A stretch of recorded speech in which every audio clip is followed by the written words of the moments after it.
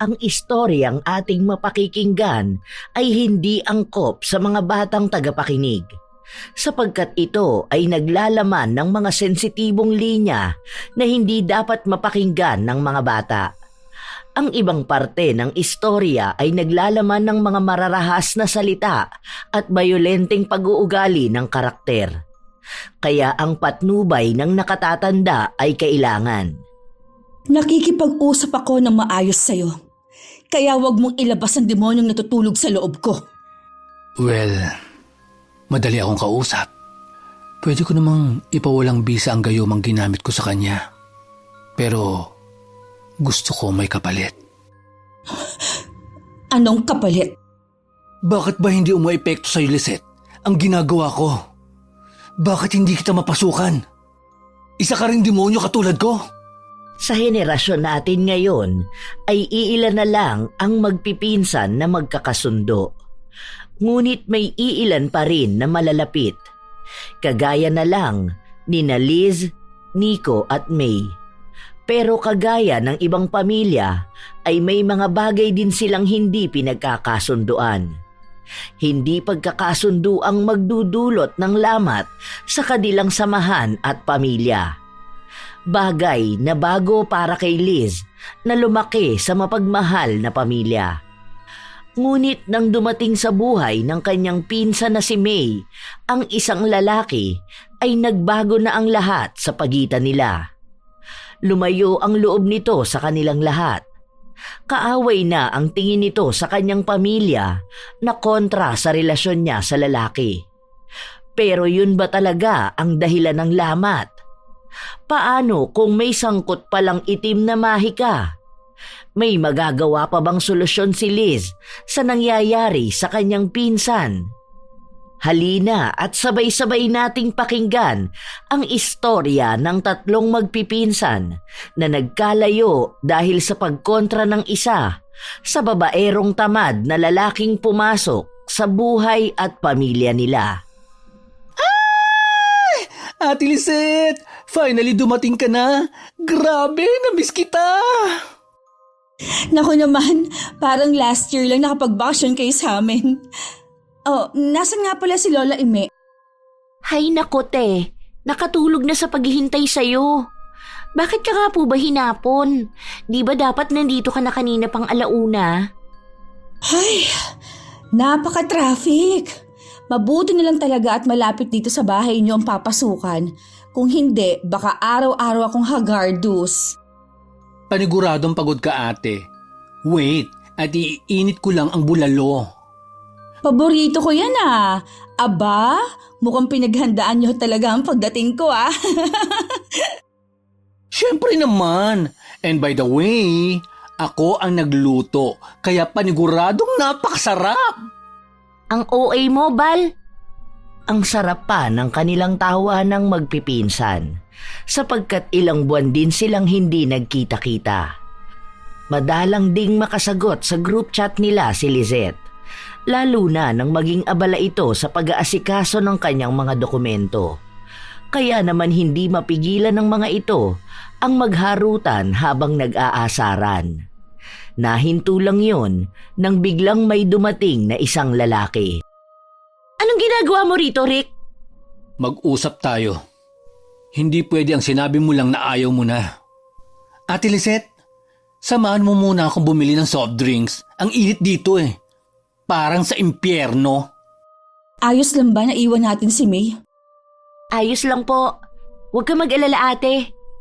Kayang-kaya ko to. Aangal pa sana si Lisette, pero hinila na siya palabas ni Nico. Nang makalabas na sila ay kumapit pa ito sa kanyang braso at kumakanta-kanta pa habang naglalakad sila papuntang tindahan. Malapit lang naman yun, kaya kaagad din nilang narating.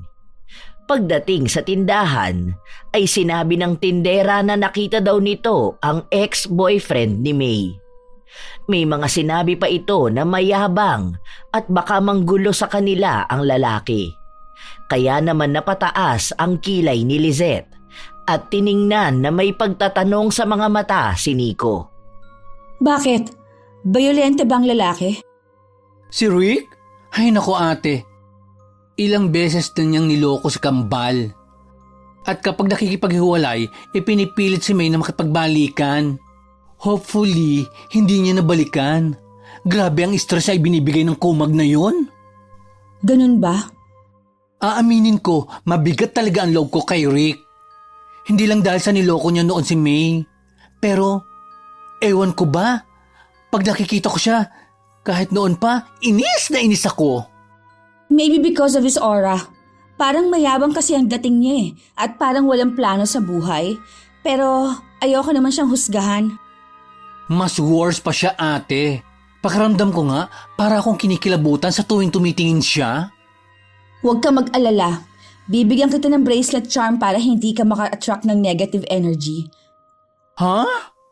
Bracelet charm? Parang napanood ko nga sa Blue Up na maganda yon. To attract wealth, prosperity, and luck. Iba-ibang charms yon. May kasamang gemstone na ibibigay ko sa'yo. May basbas yon, kaya paniguradong epektibo. Nice! Dapat si Kambal din. Mukhang kailangan niya yun. Naka-attract kasi siya ng kupal. Natatawa na lang si Lizette sa sinabi ng kanyang pinsan na si Nico. Nang maiabot na sa kanila ang soft drinks na kanilang binili, ay sabay silang naglakad pa uwi. Pagdating sa bahay ay inabutan nilang nagsisisigaw si May, kaya naman nataranta ang dalawa. Hindi mo kayang mabuhay nang wala ako. Sobrang mahal mo ko eh. At alam ko, babalik ka rin sa akin. Ang kapal ng mukha mo! Anong palagay mo sa sarili mo? Ginto? Siraulo ka! Hindi ka kawalan sa akin, no? Kayang-kaya kitang palitan kahit 10 pa! Huh, ang kapal! Lumayas ka na nga dito! Maayos ang buhay ko nang mawala ka! Kaya wag mo na akong guluhin pa! Papasok na sana sa loob ng bahay ang dalawa nang masalubong na nila si Rick na nakangisi pa. Inirapan lang ni Nico ang lalaki, habang si Lizette ay tinitigan ng mabuti ang lalaking papalayo na.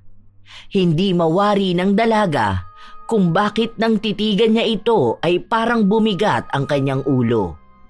Nahihirapan din siyang huminga. Pero habang tumatagal na tinititigan niya ang lalaki, ay bigla siyang may naaninag na itim na aninong nakabalot kay Rick. Nabalik lang siya sa wisyo nang hilahin na naman siya ni Nico papasok habang nagtatatalak. Naku naman ate, ang init-init nagbibilad ka sa arawan. Naku, baka masira ang maganda mong skin. Kain na tayo, ate. Buti naalala ko na ininit ni Kambal yung ulam. Sige, pero mauna na kayo. May kukunin lang ako sa bag ko. Tumalima naman ang Kambal. Sinandukan na rin ng mga ito ng kanin at ulam si Lizette. Habang ang dalagang nagpaiwan naman sa sala ay kumuha ng magkaibang kulay ng bracelet sa kanyang bag. Isang may iba't ibang kulay na beads at gems at isang purong gem na kulay kahoy. Nang makuha na niya yon ay sumunod na siya sa komedor. Pagdating doon ay inabutan niyang nagsasali ng coke sa mga basong may yelo si May at may bit-bit namang malaking mangkok si Nico. Oh, pasalubong ko. Itong may 4 na kulay kay Nico. Ito namang puro gemstone na kulay brown sa'yo, May. Wow! It's so pretty! Like me! Salamat, ate. The best ka talaga. Alam na alam mo po ang mga gusto namin. Huwag na ninyo akong bulahin. Ang mabuti pa, kumain na tayo. Yun nga ang kanilang ginawa. Nang matapos na silang kumain, ay magkakasama silang nanood ng horror movies na lagi nilang ginagawa kahit noon pa man. Bawat may iihi sa kanila ay sumisilip sila sa kwarto ni Lola Ime. Napansin kasi ni Lizette na hindi pa ito lumalabas. Ngunit pinaliwanag naman ni Nico na ganun talaga si Lola Ime dahil madalas gising ito ng madaling araw at nananahi. Nagkibit balikat lang ang dalaga at ipinagpatuloy nila ang kanilang ginagawa. Naabutan pa nga sila ng tatay ng Kambal Ngunit imbes na pagsabihan sila dahil wala pang nakapagsasaing, ay natawa pa ito. Nako, mukhang hindi niyo talaga pinagpahinga ang ate niyo ah. Papa? Hala, hindi pa ako nakakapagsaing. Ayos lang yun anak, magsalang ka na lang. Ay, 6:00 pa lang po ah. Napaaga po yata kayo ng uwi ngayon. Binilisan ko talaga ang pag-uwi at alam kong darating ang panganay ko. At dahil dyan, binilhan ko kayo ng ice cream na makakain nyo mamaya. Paniguradong bago kayo matulog, manonood na naman kayo ng mga nakakatakot. Salamat, Papa Jonas. Hindi bali po, hindi po kami masyado magpapagabi sa panonood at first day ko po bukas sa Alabang. Sige anak, basta wala nang lalabas mamaya ha. Of course, Pudra Bells. Good girls po kami. Napapailing na natatawa na lang si Jonas sa sinabi ng kanyang kaisa-isang anak na lalaki na may puso naman ng isang babae.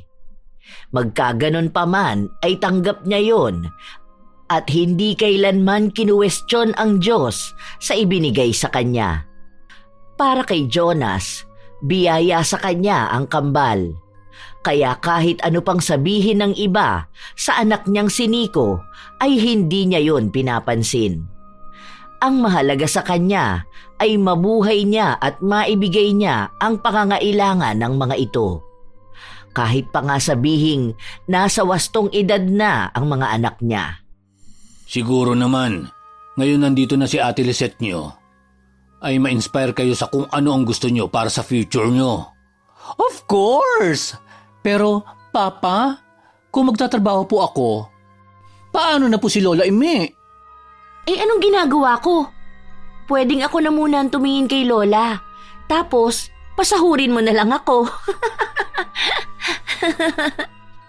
Ang sabi mo, wala talagang tatanggap sa'yo. Kaya ako na lang. Basagulera ka kasi? Maldits! Aba, kasalanan ko ba kung hindi nila kayang tiisin ang ugali ko? Tama na nga yan. Baka mamaya, kayo pa ang magkapikunan. Natahimik naman ang mga ito.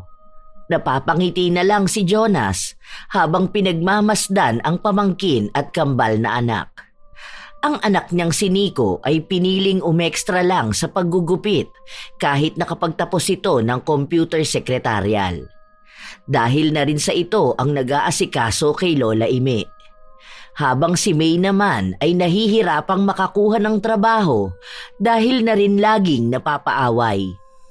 Nakatapos naman ang dalaga niya sa culinary. Kaso, natenga lang sa bahay. Sinubukan niya itong kausapin kung nais na lang sanang magtinda ng mga lutong ulam.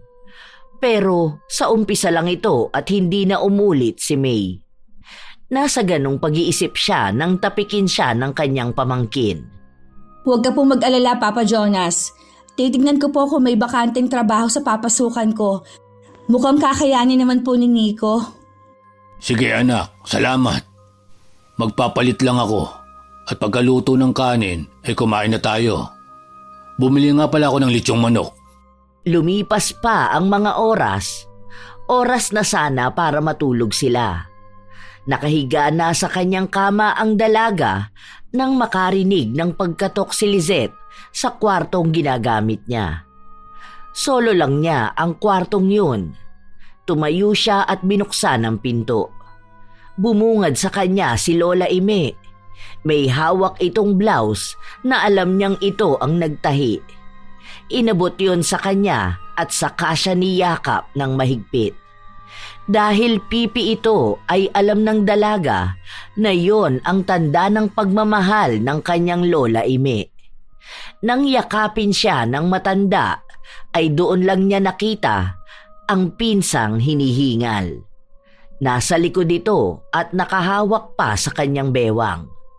Maraming salamat po sa blouse na to, Lola Ime. Isusuot ko po to bukas sa first day work ko. My gosh, Lola Ime! Tinakot mo ako. Umihi lang ako sandali. Bigla ka na lang nawala.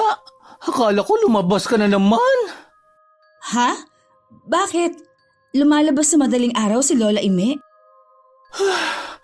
Hay naku ate, kung alam mo lang, kinuhanan ko lang siya ng makakain sa kusina.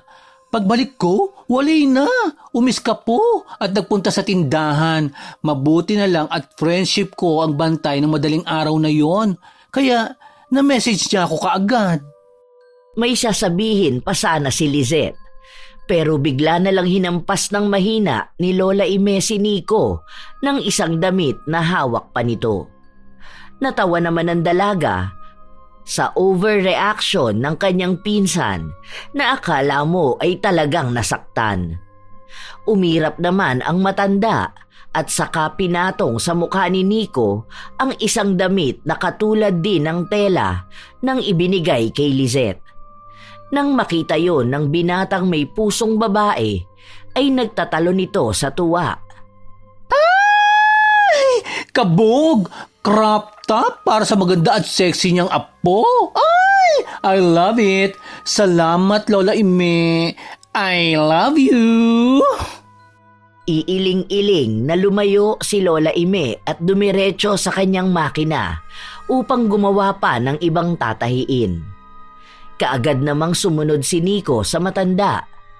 Si Lizette naman ay bumalik na sa kanyang higaan at natulog na. Kinabukasan ay maagang bumangon ng dalaga at naghanda ng almusal. Nang matapos na siyang maghanda ay naligo na siya at nag-ayos. Isinuot na rin niya ang blouse na tinahi ni Lola Ime. Sakto namang paglabas niya ng kwarto ay gising na rin ang lahat ng tao sa bahay maliban sa matanda na umaga na natulog. Good morning, Pilipinas! Good morning to everyone! Ano ba naman yan, Bal? Ang aga-aga ang ingay-ingay mo. Kakabingi ka, ha? Ay, pasensya ka na. Puyat na puyat yarn. Kaloka. Tumigil na kayo. Ang mabuti pa, ipagtimpla niyo ako ng kape. Good morning! Ako rin, kape. Ako na magtitimpla. Nabigla naman si Nico sa inasta ng kanyang kakambal. Sapagkat sa tuwing mag-aalmusal sila ay hindi to kailanman nagpresenta na gumawa ng kape ng kanilang ama. Natatawa naman si Jonas sa ikinikilos ng kanyang anak na babae. Kilala niya ito. Kapag ganitong naglalambing ang anak ay may sasabihin nito o kaya ay may kailangan o hihilingin. Hindi na bago kay Jonas ang ganitong taktika ni May. Habang si Nico naman ay napakanta pa. Kapag tumibok ang puso, wala ka nang magagawa kundi sundin ito. Kapag tumibok ang puso, lagot ka na, siguradong huli ka. Ang ingay mo, Bal! Ang aga-aga nagtatawag ka ng masamang espiritu. Ano, jojowain mo na yung multo? Shut up! Magtimpla ka na lang ng kape dyan, Betty. Betty Boop? Hindi. Betty La Fea. Napuno naman ng tawanan ng buong bahay. Nakasimangot namang bumalik si May na may dalang isang tray na naglalaman ng 2 tasa ng kape at 2 tasa ng mainit na Milo. At para makaganti sa kakambal ay kunwaring matatapon niya ang Milo nito. Hindi naman siya nabigo dahil napatayo si Nico at nanlalaki ang mata. Devil! Tawa lang ng tawa ang tatlo sa reaksyon na yon ni Nico. Nang kumalma ito at napagtantong prank lang ang ginawa ng kakambal ay umupo na siya. Doon lang sila nagsimulang kumain. Nang matapos na silang kumain ay naunang umalis si Lizette dahil ayaw niyang maipit sa traffic. Kaya kahit 8:00 pa ang pasok niya ay umalis na siya ng 6:00. Dahil doon ay maaga siyang nakapasok sa trabaho. Bago pa mag 7:00 ay narating na niya ang opisina na kanyang papasukan. Pero tulad niya ay maaga ring pumapasok ang boss nila. Kaya kaagad siyang nakapasok sa loob. Pagpasok niya ay sinenyasan siya ng babaeng boss niya. Sinabi nito na ang tanging trabaho lang niya ay maging executive assistant nito. Executive assistant? Pero secretary pong inaplayan ko. Mahinahon namang ipinaliwanag ng kanyang boss na binasa nito ang kanyang resume at ito lang ang pasok sa kriteria niya. Ipinaliwanag din nito na ang tanging gagawin niya lang ay gumawa ng report ng lahat ng kanyang negosyo. Ayon pa sa boss niya, siya lang ang pwedeng magpasa sa kanya ng final report na manggagaling sa accountant nito. May sarili po akong office? Tumango na lang si Lizette kahit pa nga processing pa rin sa utak niya ang mga sinabi ng kanyang boss. Nakasunod lang siya ng nakasunod sa babaeng negosyante. Nang papasok na ito sa kanyang opisina ay muli itong bumaling kay Lizette at itinuro ang katabing silid. Sinabi ng boss na doon daw mag-oopisina ang dalaga. Tumango lang ito at sinabi na purong paperworks lang ang kanyang gagawin. Natuwa naman si Lizette dahil sa pagkakaalam niya ay may 5 uri ng negosyo ang kanyang boss. Mahihirapan siyang puntahan isa-isa ang mga yon araw-araw para kunin ang report.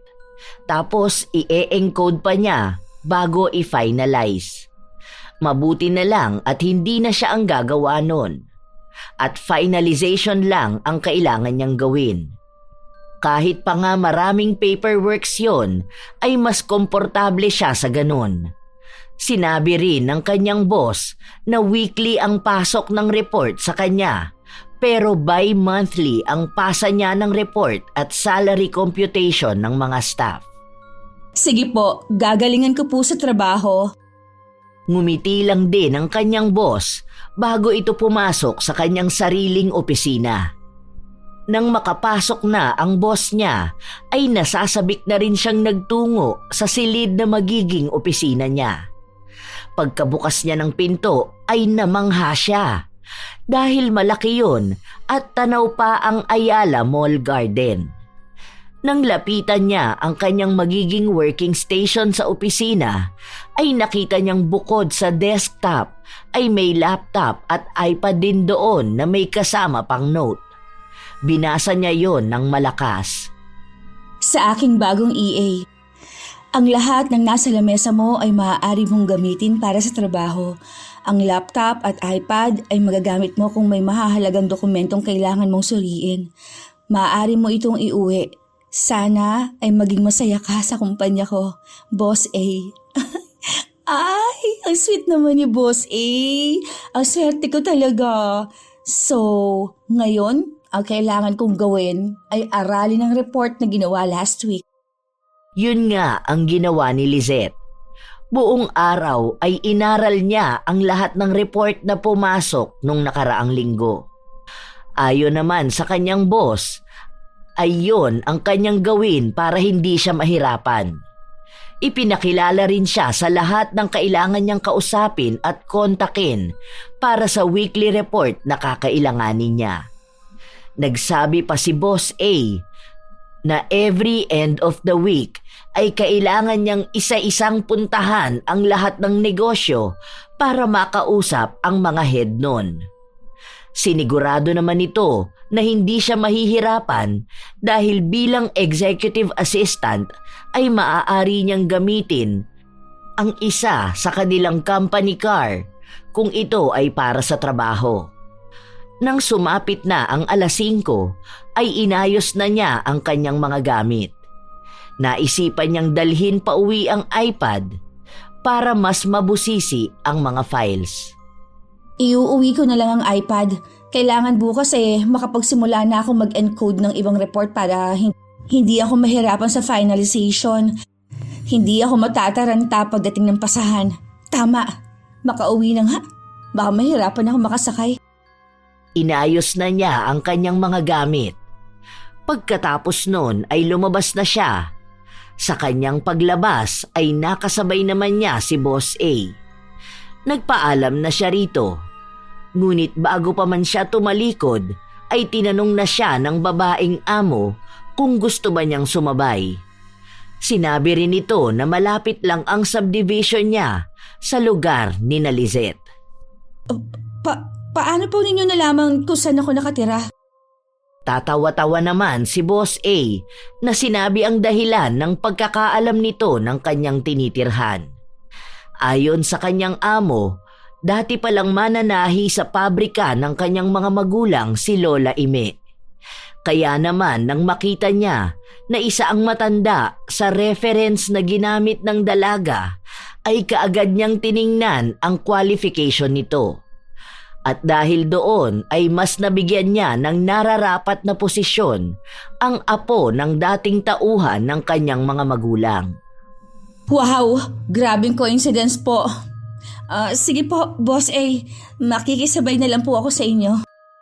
Sabay na umuwi ang dalawa.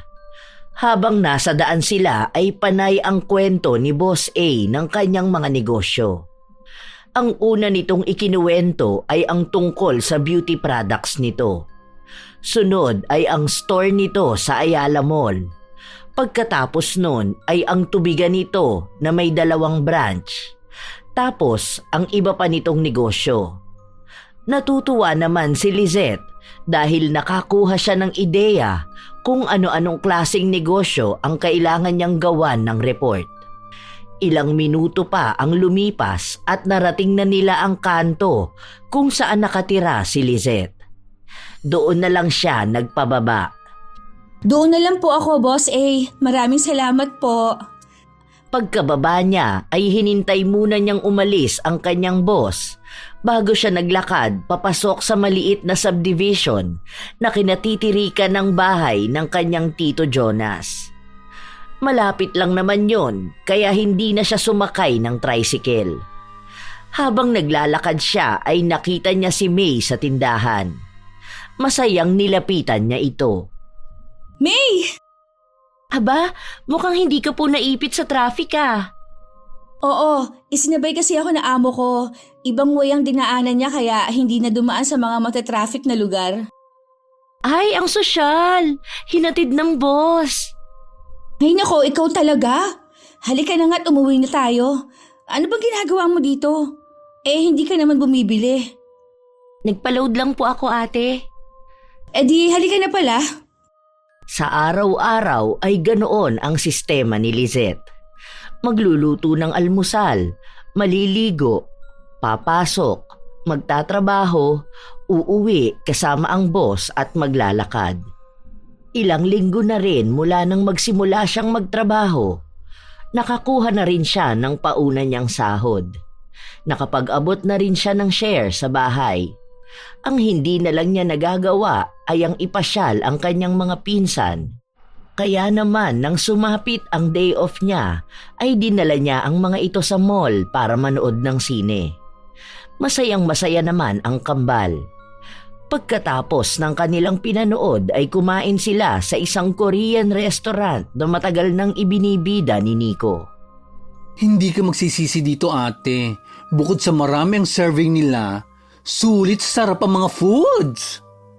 OA ka na naman. Tsaka mo? Umorder na lang tayo. Nagugutom ako lalo sa pagtatalo niyo eh. Yun nga ang ginawa ng dalawa. Nang makapag-order na sila ay masaya pang nagkukwentuhan ng tatlo nang biglang mag-ring ang cellphone ni May. Sinilip nito ang aparato bago nagpaalam sa dalawa na sasagutin lang yon sa labas ng resto. Napataas naman ang kilay si Nico at nagkomento pa. Pero hindi na narinig yon ni May sapagkat nagmamadali na itong lumabas. I smell something fishy. Baka hindi ka nag-toothbrush. Nag-brush kaya ako, te. Pero alam mo, feeling ko kaya lumayo yun dahil ang tumawag ay walang iba kung hindi si Kupalogs. Ikaw talaga? Tamang hinala. Malay mo naman bago. Musang ka rin eh. Well, nasa dugo natin pagiging chismosa. Basta, totoo lang ang sinasabi. Nasa ganong usapan ang magpinsan na sina Nico at Lizette nang dumating ang kanilang order na pagkain. Habang si May ay hindi pa rin bumabalik sa loob. Plano pa sana ng dalaga na hintayin ito, pero nanguna na si Nico sa pagkain. Kumain ka na, te. Mamumuti ang mga mata mo kung hihintayin mo yon. Baka abutin pa ng Pasko ang babaita na yon. Ikaw talaga, masyado kang harsh sa kakambal mo. Siya na nga lang kamukha mo lagi mo pang inaaway. Di ba, ang laging bilin ko sa inyo, kayo ang magkakampi? Alam ko naman yun, te. Minsan lang talaga ang sarap batukan ng kambal ko na yan sa sobrang katanghan. Pero masarap talaga ang foods. Natatawa na lang si Lizette sa kanyang pinsan. Kumain na lang din siya at inenjoy ang pagkain. Ilang sandali pa ay dumating na rin si May. Makikita sa mga mata ng dalaga na galing ito sa pag-iyak. Hindi na lang sana pupunahin yon ni Lizette, pero prangka talaga si Nico. Si Rick na naman ang tumawag sa'yo. Ano na naman ba ang kailangan ng kupal na yon? Pinaiyak ka pa talaga, ha? Ito naman, hindi naman si Rick ang iniiyak ko kundi yung sinabi niya. Tinakot ka na naman niya? At nagpapatakot ka na naman? Wait! What? Tinatakot ka niya? May, kilala kita. Palaban ka at hindi ka madaling sindakin. Ano bang sinasabi ng lalaking yon? Papatayin daw niya ako at guguluhin ang buhay ng buong pamilya ko, ate. Wala akong future sa kanya. Pero natatakot ako para kila Papa. Di wag mong balikan. Hindi ka naman nag-iisa. Ano pa at tinawag tayong pamilya kung hahayaan namin saktan ka ng demonyo na yon? Tama si Nico, May. Mas gugustuhin namin protektahan ka kaysa malulunod ka sa apoy. Tama po kayo. Hindi ko alam kung bakit napaka-emosyonal ko nito mga nakaraang araw. Pero hindi ako to Hindi naman ako iyakin. Si Nico yun. Promise mo sa amin na mas uunahin mo ang sarili mo at hindi ka magpapadala sa pananakot ni Rick. Promise. Good! Kaya punasan mo na yung luha mo at baka umalat na ang pagkain sa kaiiyak mo. Nagpahid si May ng kanyang mga luha at sabay-sabay silang kumain. Nang matapos na silang kumain ay nagtungo naman sila sa bread talk at bumili ng cheese bread para may pang-almusal sila kinabukasan. Pagkatapos nun ay bumili naman sila ng mga Bavarian donuts na paborito ni Lola Ime. Nang makabili na ay saka lang sila umuwi. Sakay ng taxi ay panay ang kulitan ng tatlo. Nag-aasaran at nagpaplano ng outing para sa darating na kaarawan ng kambal. Baka naman gusto niyo pa ng may clown. Bata lang ang peg? Hindi ba pwedeng poging umaalon-alon na lang? Yak, kadiri ka talaga. Kung mag-out of town na lang tayo. 3 days and 2 nights sa Tagaytay, tapos tayong pamilya lang. Ay, bet ko yan.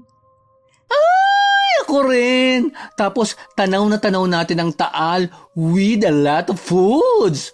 Gorabels na yan. Sige, kakausapin ko si Tito para makapag-book na ako ng tutuluyan natin. Ang alam ko, maraming transient house sa Highland. Kahit pinag-uusapan pa lang nila ay nasasabik na ang tatlo. Hindi lang dahil makakapunta sila sa Tagaytay, kundi magkakasama pa sila.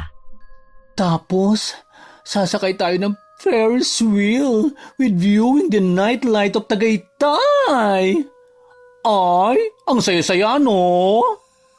Nagtatawanan pa sila nang biglang huminto ang taxi na kanilang sinasakyan.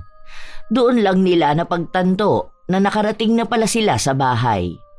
Kaya naman nagbayad na si Lizette bago sila bumabang tatlo. Pagkababa nila ay sakto namang dumating si Rick. Biglang nagbago ang mood ng tatlo. Kumapit sa braso ni Lizette si May na hinawakan naman ang isang kamay niya. Habang si Nico ay nakapamewang pa at nakataas ang kilay. At ano na naman ang ginagawa mo dito? Manggugulo ka na naman? Gusto mo bang ipablatter kita? Ano bang pakialam mo? Hoy bakla, Huwag kang magtapag-tapangan ha. Baka pag napikon ako sa'yo, lumod ka. Yak! Kadiri! Anong tingin mo sa sarili mo? Gold? Ay, kadiri talaga. Hayaan niyo na siya. Pumasok na lang tayo. Mabuti pa ate nyo, mabait. Saan ba nagmana ang bakulaw na kakambal mo, May? Tumigil ka na, Rick. Kahit anong gawin mo, hindi na ako babalik sa'yo. Kunin mo na lang itong binili kong brownies para makaalis na ako. May pagdadalawang isip man ay kinuha na lang yun ni May para umalis na ang lalaki. Nang makuha na ng dalaga ang iniaabot ng kanyang ex-boyfriend, ay umalis na rin ang lalaki. Pagkaalis nito ay sakalang pumasok ang tatlong magpipinsan. Pagpasok nila ay inabutan nilang nagtatahi si Lola Ime. Habang si Jonas naman na ama ng kambal ay nakatulog na habang nakaupo sa tumba-tumba. Inabot lang nila ang kanilang pasalubong sa matandang nananahi bago ginising ang pobreng ama para makalipat na ito sa kanyang silid. Pa, lipat ka na po sa kwarto mo. Ako na pong bahalang magbantay kay Lola. Oh, nandyan na pala kayo. O sige, kayo nang bahala kay nanay ha. Yes, Papa. Sige na, kung nagugutom kayo, nasa rep ang tirang ulam. Initin nyo na lang. Sige po, Papa Jonas. Nang makaalis na si Jonas, ay pumunta si Lizette sa kusina at ibinaba sa lamesa ang kanilang binili na tinapay. Pagkababa nun ay bumalik siya sa sala. Inabutan niya si Nico na pinapakain si Lola Ime ng donut. Habang si May naman ay nakaupo sa mahabang sofa habang kinakain ang brownies na bigay ni Rick. Nang mapansin siya ng kambal ay sinabihan na rin siyang magpahinga ng mga ito. Pahinga ka na rin ate. May pasok ka pa bukas. Oo nga po. Ay, siya nga po pala. Salamat sa date ha. The best ate in the world ka po talaga. Nambola pa kayo? Sige na. Ay, pahinga na rin ako. Nakakapagod din pala ang manood ng sine. Good night, kambal. Good night ate. Good night po. Simula ng araw na yon ay naging maayos naman ang pamumuhay ng kanilang pamilya. Mas lalo ring humigpit ang bigkis ng tatlo. Ngunit ang akala nilang tuloy-tuloy ng saya ay may katapusan din pala. Dahil isang araw ng linggo ay bigla na lang dumating si Rick na may daladalang bag.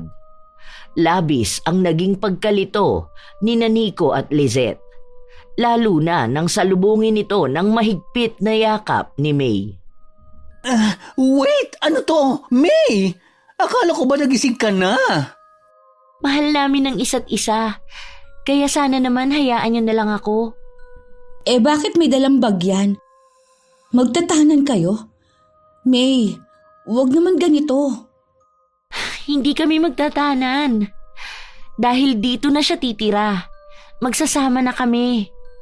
Nababaliw ka na ba? Alam ba ni Papa ang kabubuhan mo? Mahiya ka naman. At ikaw naman lalaki, ang tigas din talaga ng mukha mo, no? Anong pang-uto na naman ang sinabi mo sa kapatid ko? Ako?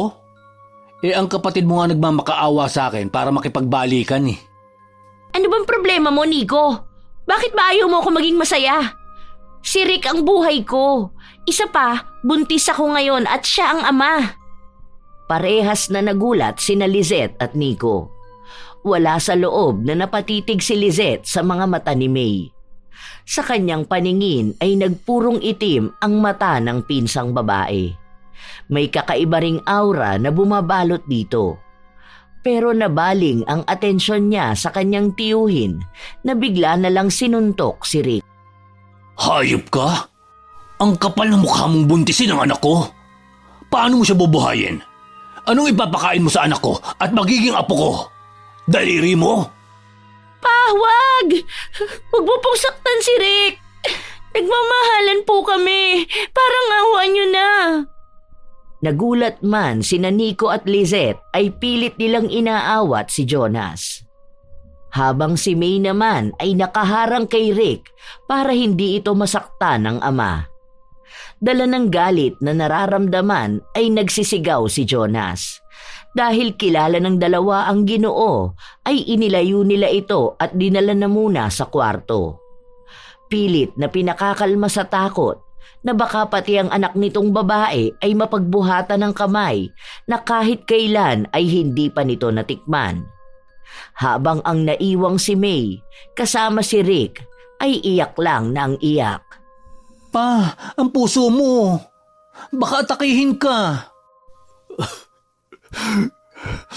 Nagkulang ba ako sa inyo? Bakit ganito? Masama ba akong ama? Pinilit ko namang ibigay lahat ng gusto at kailangan nyo. Kasalanan ko rin siguro. Dahil panay ako trabaho. Nawalan na ako ng oras sa inyo. Hindi ko pa kayo nabigyan ng buong pamilya. Papa Jonas, huwag ka pong magsalita ng ganyan.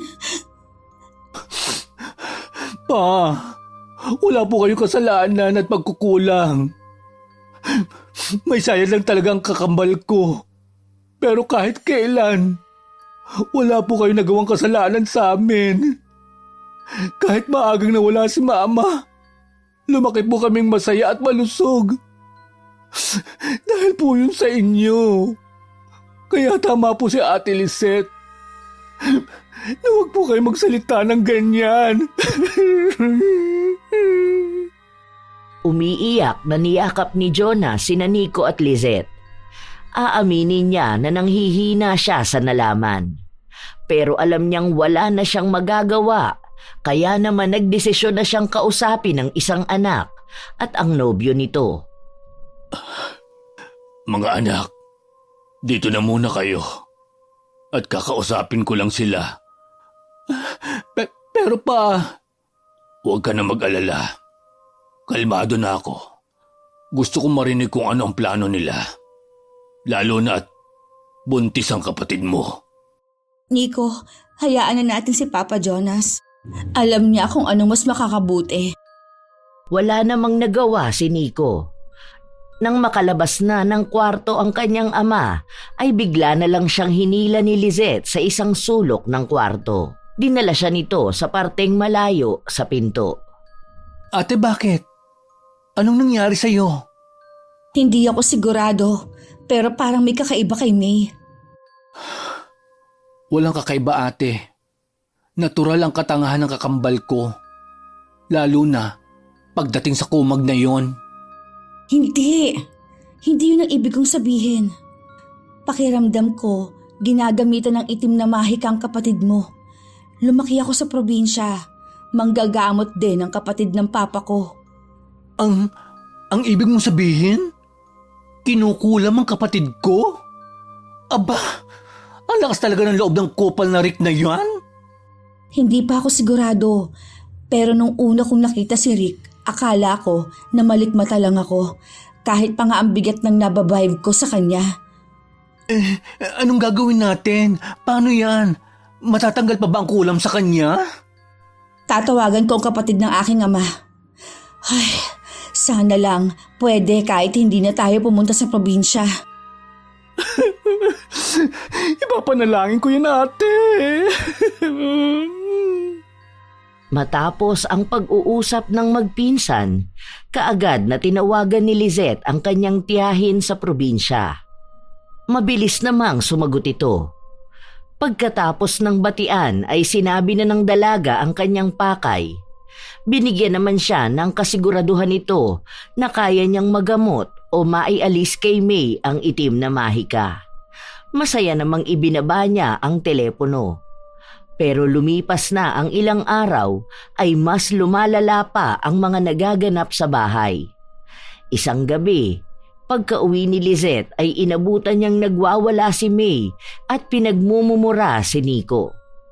Lakad-takbo ang ginawa ng dalaga para makapasok na sa loob ng bahay kung saan ay nag-aaway ang magkapatid. Hayop kang bakla ka! Peste ka talaga sa buhay ko eh! Namatay ka na lang sana nung baby pa lang tayo! May! Sumusobra ka na! Lahat ng pagpapasensya ginagawa ko! Ginagawa namin! Kasi pamilya tayo, mahal ka namin! Bakit hindi mo makita yun? Wala akong pakialam sa sinasabi mo! Mahadera kang salot ka! Anong kaguluhan to? Hanggang sa labas rinig na rinig kayo. Ano ba nangyayari? Sabihan mo yung alipores mong salot! Diyan na nga kayo! Nagulat si Lizette sa inasal ni May. Hindi siya makapaniwala na magsasalita ito ng mga ganong bagay sa sariling kakambal nito. Nilapitan na lang niya ang umiiyak na pinsang si Nico at niyakap ito ng mahigpit. Niyakap niya lang at hindi na muna nagtanong. Masyadong mabigat ang mga salitang binitawan ni May, kaya naiintindihan niya kung bakit ganito na lang ang reaksyon ni Nico. Ate, sinusubukan ko namang intindihin siya. Kagaya ng sabi mo. Pero sobra na eh.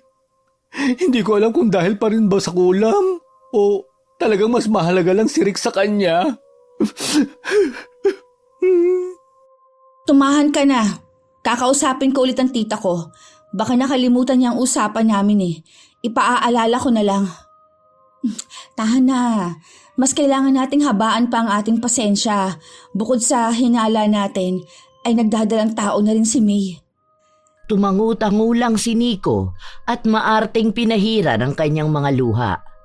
Tapos parang walang nangyari na nag-post ito na akala mo ay magpapakuha ng litrato. Tipid namang natawa si Lizette. Check ko lang ang sinayang ate ha. Sige, at lalabas muna ako. Kakausapin ko lang si tita para ipaalala sa kanyang naging usapan namin. Nang makaalis na si Nico ay tumayo na rin si Lizette. Kinuha lang niya ang kanyang cellphone at dinayal ang numero ng kanyang tita na nasa probinsya. Ilang ring lang ay sumagot naman na ito. Hello, Tita Eden? Naaalala niyo pa po ba ang napag-usapan po natin nung isang araw? Sumagot naman ang kanyang tiyahin na nagawa na niya ang ritual. Ngunit mukhang hindi simpleng itim na mahika ang ginamit sa kanyang pinsan. Mahikang hindi magagamit ni Numan. At tanging ang naglagay lang nun kay May ang maaaring mag-alis ng bisa. Sinabi rin ni Eden na matinding gayuma ang ginamit sa kanyang pinsan. At ang tanging paraan na lang nila ay makausap ang nagpataw at makiusap na tanggalin na ang bisa. Hindi po ba kaya ng ibang paraan? Parang malabo po ang sinasabi ninyo eh. Ipinaliwanag ni Eden sa pamangkin na kapag pinatagal pa nila ay maaari ng masakop at maging papet ang kanyang pinsang babae. Kaya kahit labag sa loob ni Lizette ay susubukan niyang kausapin si Rick. Susubukan ko po na kausapin ang sa palagay ko na naglagay sa kanya. Pero hindi po siguro sa ngayon. Salamat po, tita. Lumipas pa ang 3 araw bago nagkalakas loob si Lizette na kausapin si Rick. Nang lumabas ito ng kwarto ay kinuha na niya ang pagkakataon at inaya ito sa labas para mag-usap. Hindi naman nahirapan ng dalaga dahil kaagad na nagpaunlak ang lalaki. Nang nasa labas na sila ay sinabi na niya ang kanyang pakay. Didiretsuhin na kita. Alam ko na may inilagay ka kay May. Iba ka talaga. Maganda. Matalino. Kamangha-mangha. Hindi ko inakala na malalaman mo ang sikreto ko. Mukhang marami kang alam sa mga ganong bagay ha. Rick, nakikiusap ako sa'yo. Tanggalin mo na kung anumang mahikang inilagay mo sa pinsan ko. Minahal ka niya at alam kong may puwang ka pa rin sa puso niya. Kaya kahit na alam ko na ang ginawa mo, ay pinipilit kong sarili ko na tanggapin ka. Para sa pinsan ko. Hindi kaagad sumagot si Rick. Bagkus ay inikutan nito si Lizette at inamoy-amoy pa ang buhok. Naiirita man ay mas pinili ni Lizette na hindi yon pansinin. Ang mahalaga sa kanya ngayon ay makumbinsi ang lalaki sa kanyang pakiusap. Ngunit napapitlag ang dalaga nang bigla na lang hawakan ni Rick ang kanyang mga braso at marahang itinaas baba yun. Dahil doon ay iwinaksi ng dalaga ang pangahas na kamay ng lalaki. Nakikipag-usap ako ng maayos sa'yo. Kaya huwag mong ilabas ang demonyong natutulog sa loob ko. Mas lalo akong naaakit sa'yo. Ang hot at sexy ng dating mo. Ganyan ka rin kaya kapag dinala na kita sa langit. Hindi ako nakikipaglandian sa'yo. Tatanggalin mo ba ang nilagay mo sa pinsan ko o ipababalik ko sa'yo ang ginawa mo? Well, madali akong kausap. Pwede ko namang ipawalang bisa ang gayumang ginamit ko sa kanya. Pero gusto ko may kapalit. Anong kapalit? Ikaw ang gusto kong kapalit. Maging akin ka at bibitawan ko ang pinsan mo. Mamili ka. Nagpapatawa ka ba? Mas gugustuhin ko pang makipagtuos sa'yo, kaya humanda ka. Matapos sabihin yun, ay nagmamadaling pumasok si Lizette sa loob ng bahay. Pagkapasok ay dumiretso siya sa kanyang kwarto. Hindi dahil sa natatakot siya, kundi dahil sa kailangan niyang makausap ang kanyang tita na nasa probinsya. Kailangan niyang alamin mula rito kung may magagawa pa para kahit paunti-unti ay mawala ng bisa ang gayuma. Nang makapasok na sa kwarto niya, ay tinawagan niyang muli si Tita Eden. Isang ring pa lang ay sumagot na ito. Tita, may problema. Hindi pumayag ang naglagay. Papayag lang daw siya kung ako ang papalit. Tita, may ibang paraan pa naman po, di ba? Kahit hindi bilang lunas, kahit paunti-unti. Sumagot naman si Eden at sinabi sa pamangkin ang nalalaman. Ayon sa tiyahin ay may magagawa sila, pero hindi nga lang biglaan. Nabuhayan ng loob si Lizette sa sinabi ng babae. Ayon pa rito, gabi-gabi niyang dadasalan si May. Ang kailangan lang di umanong gawin ng dalagang si Lizette ay ang araw-araw na pagpapausok sa loob at labas ng bahay tuwing sasapit ang 6:00. Kasabay nun ay mananampalataya siya sa bundok.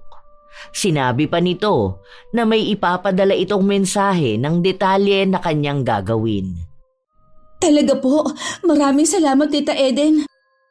Nang matapos ang kanilang pag-uusap, ay inabangan ni Lizette ang mensaheng ipapadala ng kanyang tiyahin. Hindi naman siya nabigo dahil ilang minuto pa lang ay tumunog na ang kanyang telepono. Nang pindutin niya yon ay lumabas ang mensahe ni Eden. Mahina niyang binasa yon. Bukas, araw ng Martes, ay magpausok ka ng insenso na may kasamang asin at lagyan mo ng langis na pinadala ko. Ilibot mo sa buong bahay. Kung may pagkakataon ay mausukan din sana ang pinsan mo. Well, gagawan ko na lang ng paraan to. Ang kasunod na araw, ang pagpapausok ay Biyernes. Sa parehas na araw ay pakainin mo ng pagkaing dadasalan si May. Napaisip bigla si Lizette kung kaya ba niyang dasalin ang Latin na mga salitang kasama ng mensahe ni Eden. Kabado man ay pumasok din sa kanyang isipan na kung hindi niya gagawin ay mawawala ng saysay ang mga ginagawa ng kanyang tiyahin. Kaya ko to. Kailangan ko subukan. Kinabukasan ay ginawa nga yun ni Lizette. Kinasabwat niya rin si Nico para mas magbukhang totoo ang gagawin nilang palabas. Nang sumapit na ang 6:00 ay inumpisahan na nila ang pagpapausok. Inuna nila sa harapan ng bahay, papasok sa loob. Nang matapos na sa sala, ay inisa-isa rin nila ang mga kwarto. Nang sa kwarto na nila May ay pasimple munang pinatakan ng langis ni Lizette ang pausok. Pagkatapos nun ay kumatok siya. Nakakadalawang katok pa lang siya ay bumukas na ang pinto at bumungad ang nakasimangot na mukha ni May. Ano na naman ang kailangan nyo? Uso ang dengue ngayon, kaya nagpapauso kami ng buong bahay. Papausukan rin namin ang kwarto nyo para hindi lumipat dito. True. Nabalitaan ko nga na sa kabilang subdivision, marami ang namatay sa dengue. Whatever. Dalian nyo lang at nagpapahinga ako. Nakakapagod na pala ang paghilata at pagtambay. Naku, Ate Lisette, dapat mas maraming usok at napakalaki ng lamok na namamahay dyan. Tumigil kang bakla ka ha? Lintik na to. Tama na yan. Magpausok na tayo, Nico, para matapos na. Nag-irapan pa ang kambal bago napausukan ni Lizette ang kwarto ni May. Hindi naman yon alintana ng natutulog na lalaki. Patapos na sana sila nang bigla na lang nagsuka si May. Parehas na nagulat sina Nico at Lizette. Gosh! Ano yan? Bakit kulay green? Naku, halika muna sa kusina. Magbumug ka muna at uminom ng juice. Sige. Inabot na muna ni Lizette ang hawak na pangpausok kay Nico at saka niya inalalayan ang pinsang si May. Inalalayan niya ito hanggang sa makarating sa kusina. Dumiretso sa harap ng lababo ang dalawa. Doon ay sumuka ng sumuka si May. Nang kumalma na ang sikmura nito, ay mabilis na inabot ni Lizette ang baso ng juice na kanina pa nakahanda. Dire-diretso namang ininom yon ni May. Maayos na ba ang pakiramdam mo? Okay na ako. Papasok na ako sa kwarto at kailangan ko magpahinga. Ay, wala man lang thank you. VIP lang ang peg. Ano ka, amo dito? Tigilan mo ako, Nico. Hindi ko hinihingi ang tulong niya, kaya wala akong obligasyon na magpasalamat. Aba, talaga naman. Hayaan mo na. Sa loob ng isang buong buwan ay ganon ang ginagawa ni Lizette at Nico tuwing araw ng Martes at Biyernes. Sa paglipas ng mga araw na yon ay napansin naman nila ang unti-unting pagbalik sa normal ni May. Hindi na perpekto ang tingin ng babae sa kanyang kasintahan. Paminsan-minsan ay napupuna na nito ang kilos ng lalaki. Ngunit dahil doon ay nakahalata si Rick. Kaya nang minsang malalim ang gabi ay pinasok niya ang kwarto ni Lizette. Pinagmasdan niya ang babaeng natutulog na walang kamalay-malay sa kanyang pagpasok. Napakaganda mo talaga. Napakakinis pa ng balat mo. Para kang Diyos ang bumaba sa lupa. Dahil sa pagnanasang nararamdaman ng lalaki, ay hindi niya napigilang haplusin ang makinis na balat ni Lizette. Dahil doon ay nagising ang dalaga at nasapak sa mukha si Rick. Napaatras naman ang lalaki. Ay, anak ng kwago! Hoy, Rick! Anong ginagawa mo sa kwarto ko? Aray, ang sakit nun ah. Anong ginagawa mo dito? May masama kang balak, no? Masamang balak? Ikaw ang nauna. Akala mo ba, hindi ko alam ang ginagawa mo? Dahil sa'yo, lagi akong inaaway ni May. Kaunting bagay lang, nagagalit na siya sa akin. Oh? Baka nawala ng bisa ang gayuma mo. Tignan natin. Baka sa susunod, ikaw na magmakaawang haplusin ko ang iyong... Hindi na naituloy pa ni Rick ang kanyang sasabihin dahil bigla na lang lumitaw sa nakabukas na pinto si Nico. Galit na sinugod nito si Rick. Dinamba niya ang buhok ng lalaki at pasabunot na niyugyug-yugyug yon habang nagsisisigaw. Manyakas kang tukbol ka! Itong bagay sa'yo! Ito pa! Yun naman ang inabutan ni May. Nagulat ito sa kanyang nakikita. Pero sandali lang yun. Dahil wala pang 1 minuto ay naglakad na ito palapit sa nobyo at kapatid. Sa pag-aakalang aawat ito ay bumitaw kaagad si Nico. Natatakot siya na baka mapaano ang buntis na kapatid. Ngunit nagulat silang lahat sa sunod na ginawa ni May. Tama nga sila. Hayop ka. Ang tagal kong naging bulag sa'yo. Ipinaglabang kita sa pamilya ko. Pinalamon ka ng tatay at ate ko. Tapos nandito ka ngayon sa loob ng kwarto ni Ate Lizette? Ano na naman ang idadahilan mo? Nag-sleepwalk ka? Gasgas na ang linya mo na yan. Ilang beses na ba to? Nung nakaraan nahuli kita sumisilip sa banyo habang naliligo si ate. What? Ano? Hindi pinansin ni May ang dalawa. Nakatuon lang ang atensyon niya kay Rick. Nang walang ano-ano ay bigla na lang niyang sinapak ng malakas ang lalaki at saka sinipa sa kargada nito. Namilipit naman sa sakit si Rick.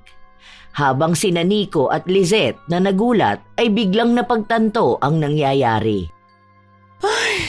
Finally, natauhan ka na. Nagawa natin, Nico. Natanggal natin ang gayuma. Ha? Gayuma? Kaya ba parang mamamatay ako kapag hindi ko siya kasama? Paano? Inamin niya sa akin na ginayuma ka niya. Bukod sa halos mamatay ka na, muntik ka pang maging kriminal.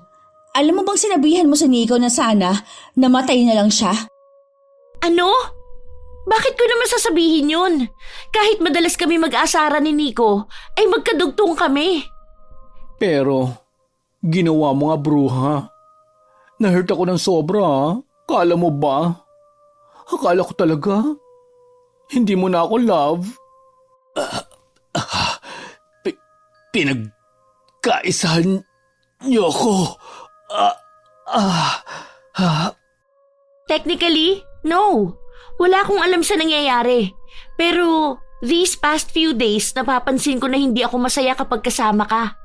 Nararamdaman ko na maling nasa tabi kita. Yun pala ay dahil ginayuma mo lang ako. Siraulo ka talaga. Lumayas ka rito!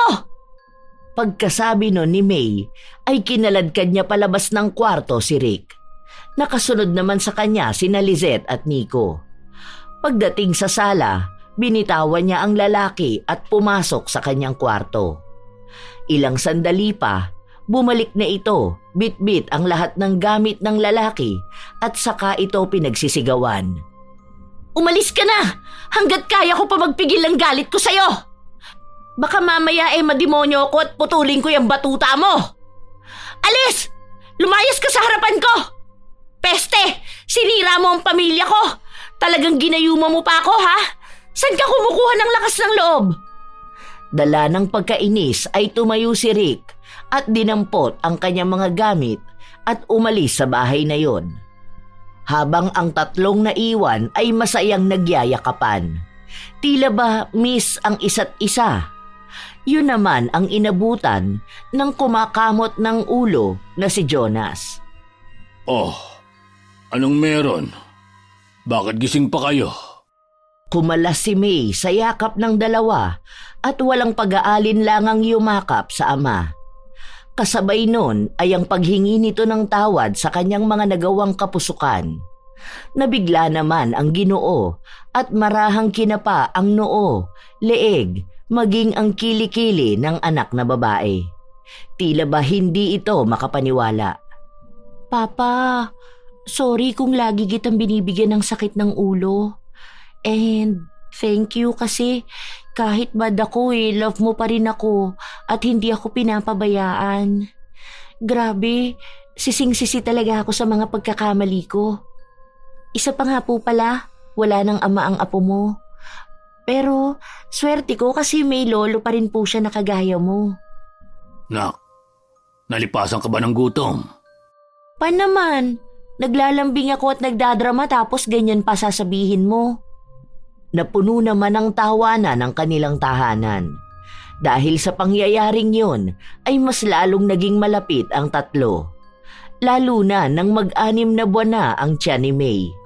Laging ipinagluluto ni Nico ang kanyang kakambal.